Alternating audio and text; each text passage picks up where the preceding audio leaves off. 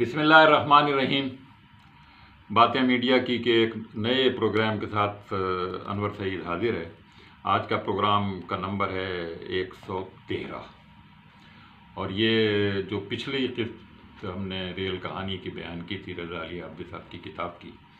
آج اسی کا یہ دوسرا حصہ ہے، آج یہ اسی کتاب کا۔ ہم روڑی پر لینسڈاؤن برج کا ذکر کر رہے تھے۔ یہ کتنا خوبصورت برج تھا اور یہ کافی سال چلا، لیکن اس کے بعد پھر اس میں شکست و ریخت ہونا شروع ہوئی، اور پھر 1962 میں ایوب برج یہاں بنایا گیا، اور ایوب خان کے زمانے میں، اور پھر اب اس برج سے ریلوے کی ٹرینیں جو کراچی اور پنجاب سے آتی ہیں وہ وہاں سے گزرتی ہیں، اور پھر اس طرح سے روڑی سے سکھر جاتی ہیں اور سکھر سے پھر آگے جاتی ہیں۔ بہرحال روڑی کا انہوں نے بہت تفصیل سے ذکر کیا ہے، روڑی اسٹیشن کے بارے میں، پلیٹ فارمز کے بارے میں بتایا ہے، اور اس کے بعد پھر انہوں نے ملتان تک کے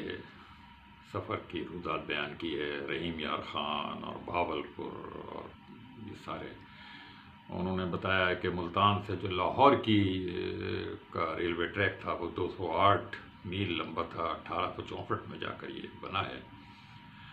اور اس کی ایک خاص بات جو انہوں نے بتائی وہ ایک ٹھیکیدار کا ذکر ہے،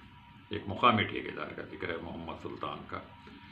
انہوں نے کہا کہ اس زمانے میں اینٹوں اور پتھروں کی بڑی قلت تھی، اور جتنے بھی ٹھیکیدار تھے وہ اس کام میں ناکام سے تھے کہ وہ جو درکار اینٹیں اور پتھر تھے۔ لیکن محمد سلطان نامی ایک معمولی سے ٹھیکیدار نے یہ ٹھیکہ لیا، اور اس نے لاہور کی مشہور مغل زمانے کی عمارتوں کو جو ٹوٹ رہی تھیں ان کو توڑ کر اینٹیں یہاں ڈھونا شروع کر دیں، اور اس طرح سے ملتان سے لاہور تک کے جو ریلوے اسٹیشن ہیں وہ اینٹوں سے بنائے گئے۔ اور ساہیوال کے بعد ہڑپا کے جو قدیم کھنڈرات تھے ان کھنڈرات سے بھی اس نے پتھر تو نکال کے ڈھونا شروع کیے، اور اس سارے ٹریک پر جو پتھر پڑے ہوئے ہیں وہ اسی ہڑپا کے یادگار مقبروں کے یادگار کھنڈرات کے پتھر ہیں وہاں پر۔ یہ دیکھتے ہی دیکھتے یہ ٹھیکیدار انگریزوں کے زمانے میں ریلوے ٹریک ڈالنے کے زمانے میں لکھپتی بن گیا، اس زمانے کے لحاظ سے بہت امیر آدمی بن گیا۔ مگر کہتے ہیں کہ اس نے راستے میں لاہور کی ایک قدیم مسجد کو بھی اس نے توڑا تھا، اور عام لوگوں کا کہنا یہ ہے کہ اس توڑنے کا عذاب اس پر یہ آیا کہ جب وہ مرا ہے تو اس کے پاس کچھ نہیں تھا اور خالی ہاتھ تھا۔ بہرحال یہ ایک ٹھیکیدار کا ذکر ہے، اور اس ملتان سے وہاں تک۔ اس کے بعد عابدی صاحب نے سمجھوتا ایکسپریس کا ذکر کیا ہے، کیونکہ وہ اس کے ذریعے پھر واگا سے اٹاری تک گئے تھے، اور اس ذکر میں انہوں نے یہ بات واضح کر کے بتائی ہے کہ پاکستان اور ہندوستان دونوں جگہ رشوت بہت عام ہے، ریلوے میں تو کیا ہی کہنے۔ ایسا نہیں ہے کہ ہندوستان میں رشوت نہیں ہے اور پاکستان کے اسٹیشنوں پر، انہوں نے بتایا کہ وہاں پر بھی یہی حال تھا، ریشوں میں شاید فرق ہو، نرخ میں تو فرق ہو۔ لیکن ایک اور اہم بات انہوں نے یہ بتائی کہ جب ٹرین واگا سے اٹاری پہنچی ہے اور اٹاری سے پھر مشرقی پنجاب کے علاقوں میں گئی ہے، تو ٹریک کے دونوں طرف گھوڑ سوار انڈین فوج کے دستے ٹرین کے ساتھ ساتھ دوڑ رہے تھے۔ وہ بڑے حیران ہوئے، انہوں نے جب پوچھا تو کچھ لوگوں نے بتایا کہ بھارتیوں کو اس بات کا خطرہ ہے کہ ISI یا پاکستان کی کسی دوسری ایجنسی کے لوگ ٹرین کے آہستہ ہونے پر کہیں یہاں کود نہ پڑیں اور لاپتہ نہ ہو جائیں، اور پھر وہ ان کے ملک میں ان کے مطابق کوئی گڑبڑ کر سکے۔ بہرحال دیکھ لیں وہ ہمارے بارے میں کس طرح کی رائے رکھتے ہیں۔ وہ اس راستے سے پھر جو پہلا اسٹیشن ان کے پاس بڑا اسٹیشن آتا ہے، اور جہاں سے ان کو پھر شاید گاڑی بدلنی پڑی، وہ امرتسر کا شہر تھا، اور وہ امرتسر پر وہاں پلیٹ فارم پہ اترتے ہیں، مٹر گش کرتے ہیں، اور وہاں پھر وہ سیر کرتے ہیں، اور انہوں نے اس وقت جو ایک مزیدار بات امرتسر کے بارے میں اور بھارت کے بارے میں جو کچھ مشہور ہے اس کی تردید کرتے ہوئے انہوں نے جو کچھ لکھا ہے، خاص طور پہ جو بھارت کی فلمی اداکاروں پر مرتے ہیں اور بھارت کے لوگ یہاں بیٹھ کر ہی کہا بھارت میں بڑی خوبصورتی، وہ امرتسر کی لڑکیوں سے ان کا پالا پڑا۔ وہ کہتے ہیں کہ میں نے امرتسر کی لڑکیوں کو پہلی بار اتنے قریب سے دیکھا۔ سچ تو یہ ہے کہ مجھے اپنے بال سفید ہونے کا بہت زیادہ رنج نہیں ہوا، میرے اندر کا سفر نامہ نگار جیسا سویا ہوا تھا ویسا ہی سوتا رہا۔ وہ کہتے ہیں کہ ایک زمانے میں امرتسر کے ریلوے اسٹیشن پر نوجوان شام کو تیار ہو کر ٹرینوں کے آنے کے وقت وہاں مٹر گشت کیا کرتے تھے، گھوما پھرا کرتے تھے، اور انتظامیہ کو پھر پابندی لگانی پڑی کہ پلیٹ فارم پر کوئی غیر مسافر نہیں آئے گا، کوئی ٹکٹ وکٹ پلیٹ فارم کا نہیں ملے گا، اور اس کے لیے باقاعدہ پھر ایک تحریک چلی کہ نہیں وہاں آنے دیا جائے، اور باقاعدہ یہ ایک سیاسی مسئلہ بن گیا، اور پھر دوبارہ سے یہ پابندی ہٹائی گئی اور یہ پھر ان کی آمد و رفت بحال کرایا گیا۔ یعنی آپ سمجھ لیں کہ اس زمانے میں بھی اور اب بھی ریلوے اسٹیشنوں پر چھوٹے شہروں میں کم از کم پاکستان میں لڑکوں کا، نوجوانوں کا بن ٹھن کے آنا کیوں ہوتا ہے، اور اس کا کیا مقصد ہوتا ہے؟ ایک لا حاصل چیز ہے، بے مقصد چیز ہے، چند لمحوں کی اور چند زیادہ زیادہ گھنٹوں کی بس وہاں تفریح ان کی ہے۔ بہرحال وہ امرتسر سے پھر روانہ ہوئے اور پھر نجیب آباد اور رامپور اور مراد آباد اور رڑکی جو ان کا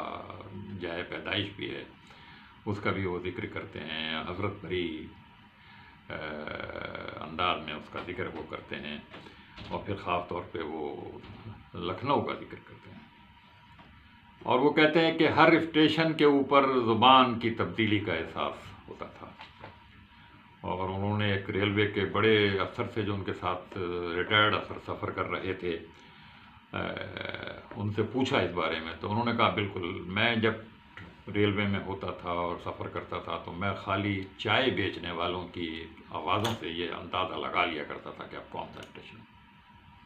آیا ہے۔ لکھنؤ کے بعد وہ کہتے ہیں کہ ہندوستان پاکستان میں 3 ریلوے اسٹیشن ایسے ہیں جن کی عمارتیں بہت ہی خوبصورت ہیں، ایک بامبے کا، ایک لکھنؤ کا اور ایک لاہور کا۔ لاہور کا اسٹیشن وہ کہتے ہیں کہ قلعے نما ہے، اور شاید یہ اس لیے بنایا گیا تھا کہ اس زمانے میں تحریکیں چل رہی تھیں، خطرہ تھا کہ لوگ ریلوے اسٹیشن پہ حملہ نہ کریں، تو یہ قلعہ نما ریلوے اسٹیشن ہے، اس میں برجیاں ہیں، اس میں اس زمانے میں اسلحہ لے کر پولیس اور فوج بیٹھا کرتی تھی۔ بہرحال یہ تینوں عمارتیں بہت ہی شاندار عمارتیں ہیں۔ لکھنؤ کے بعد انہوں نے پھر بنارس کا اور بنارس کی صبح کا ذکر کیا ہے، اور پھر وہ پٹنہ پہنچ گئے، اور پٹنہ شہر انہوں نے پھر گھوما۔ پٹنہ شہر میں انہیں کوئی بہت ہی پرانے ان کے جاننے والے مل گئے، اور انہوں نے ان کی بڑی آؤ کی، اور انہوں نے بہت ساری باتیں ریلوے کے بارے میں بتائیں، اور پٹنے سے پھر وہ انہوں نے جو باتیں بتائیں ان میں خاص طور پہ ایک بات جو آج بھی ریلوے کے ساتھ خاطی وہ یہ تھی کہ ریلوے کے سامان کی چوری کس طرح ہوتی، اس کے فرنیچر، ریلوے گاڑیوں کے پنکھے، اس کی لائٹس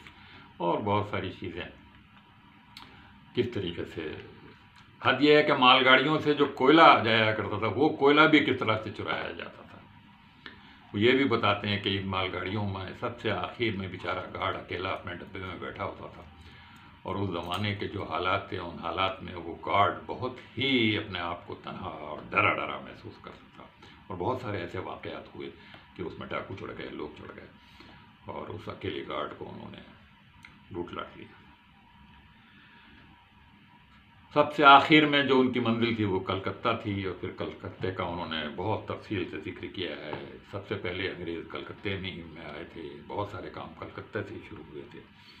وہ کہتے ہیں کہ کلکتہ کا ہجوم اللہ اللہ بہت ہی رش والا شہر ہے، اور جس طریقے سے وہاں کھوے سے کھوا چلتا ہے ریلوے اسٹیشنوں پر، وہ پاکستان کے کسی شہر میں اس طرح سے وہ کہتے ہیں 1852 میں کلکتے میں پہلی ریل چلی تھی کچھ تھوڑے سے فاصلے کے لیے۔ इस सफ़र के दौरान उन्होंने हिंदुस्तान में जो बहुत सारी बातें देखी हैं, वो कहते हैं कि अंग्रेज़ी का हर जो जगह तर्जुमा करने की कोशिश की गई है, और ये बड़े बाद मरतबा मज़हक़ा खेज़ जिनको कहना चाहिए उस तरह के तर्जुमे भी उन्होंने बताए हैं कि हुए। और ये तर्जुमे मसलन कुछ अल्फाज का उन्होंने ज़िक्र किया है कि रिजर्वेशन का हिंदी में तर्जुमा आर्क छतर, आर्क छंटर। वो कहते हैं ये तो हथौड़ा बन के ये तर्जुमा जो है दिल और दिमाग पर। कहते हैं मैंने कोने में खड़े हुए एक तांगे वाले को आवाज़ दी और उससे कहा कि मुझे ऐसी जगह ले चलो जहाँ पानी को पानी कहते हो, क्योंकि पानी को भी पता नहीं वहाँ क्या कहने लगे थे। और उन्होंने बातें बताई बहुत सारी। उन्होंने कहा कि ज़ुबान और बयान का जो फ़र्क उस रेलवे अफसर ने बताया था वाकई वो ऐसा था। वो कहते हैं लखनऊ जैसे था पहले था वो अब उस तरह का नहीं है, अदब नहीं रह गया है, बातचीत करने का ढंग किसी को नहीं है, जैसे पाया उसी तरह से बोल दिया। ये भी कोई बातचीत हुई, अबे हट, अबे यहाँ आ तांगे वाले। और पहले के ज़माने के लोग थे वो कहते थे अजी तांगा रोकिए, हमको कहीं चलना है, हमको पहुंचा दीजिए। अब तो इस तरह है कि समझ में नहीं आती कि लोग कैसे हैं कैसे नहीं, ये नहीं जानते कि नखलऊ क्या चीज़ है, इसको बिगाड़ कर क्या कर दिया है। ये थी रज़ा अली आब्दी की किताब की कुछ दिलचस्प बातें। आखिर में जो नतीजा उन्होंने निकाला इस सफ़र का वो ये है कि रेलवे का मामला बड़ा अजीब है। ये पूरा महकमा गरीब है। चंद बददियानत अफसरों और ठेकेदारों को छोड़कर जो शख्स भी रेलवे से वाबस्ता हुआ है वो दौलतमंदी के बस ख्वाब ही देखता है। इस सिलसिले में वो कहते हैं कि कभी रेलवे कॉलोनियों का दौरा करें आप तो आपको सब कुछ पता चल जाएगा। वो कहते हैं कि अगर कोई शख्स किसी भी रेलवे से वाबस्ता है और शाहाना ज़िंदगी गुजारता है तो समझ लीजिए कि उसकी ये माहाना ज़िंदगी नहीं है। रेलवे के तनख्वाह याफ्ता सारे के सारे मुलाजिमों में एक बात मुश्तरक है, सब के सब कनाअत पसंद है। आखिर में वो एक अफसोस और हसरत भरी बात कहते हैं। वो कहते हैं कि आज जो दर्रा खैबर से, पाकिस्तान के दर्रा खैबर से हिंदुस्तान के राजकुमारी तक रेलवे की घनगरज है, इसमें हाँफते हुए गरीब मेहनतकशों की थकी थकी सांसों का शोर भी शामिल है। हमें ना सुनाई दे तो कसूर हमारे कानों का है। हम जो रेलगाड़ी में इत्मीनान से बैठे चले जाते हैं, कभी एक लम्हे को भी नहीं सोचते कि पूरे बर सगीर की सारी रेलवे लाइनें कई लाख गरीब मर्दों, औरतों और बच्चों ने डाली। उस वक्त कोई क्रेन न थी, कोई ट्रैक्टर न था, सिर्फ छोटी छोटी टोकरियां थीं और मशक्क़त से देखकर फोड़ा हो जाने वाले सब। ये थी रज़ा अली आब्दी की किताब रेल कहानी। बहुत ही दिलचस्प किताब है और ये रज़ा अली आब्दी ही लिख सकते थे। अब अनवर सईद को इजाज़त दीजिए, इंशाअल्लाह फिर हाज़िर हूँ।